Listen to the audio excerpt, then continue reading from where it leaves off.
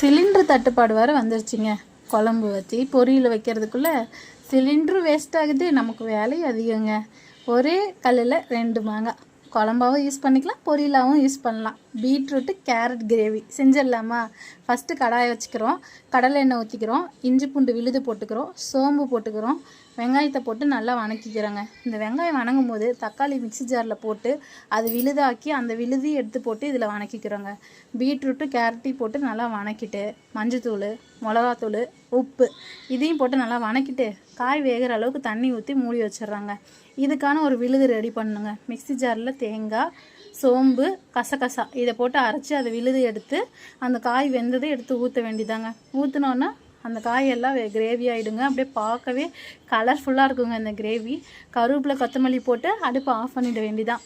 இது சாப்பாடில் போட்டு சாப்பிட்லாம், காயாகவும் வச்சு சாப்பிட்லாம். ஒரே கல்லில் 2 மாங்காய், அவங்களுக்கு வேலையும் மிச்சம், கேஸும் மிச்சம். ட்ரை பண்ணிவிட்டு எப்படிக்குன்னு கமெண்ட் பண்ணுங்கள். மறக்காமல் என்னோடய பேஜை ஃபாலோ பண்ணுங்கள். தேங்க்யூ.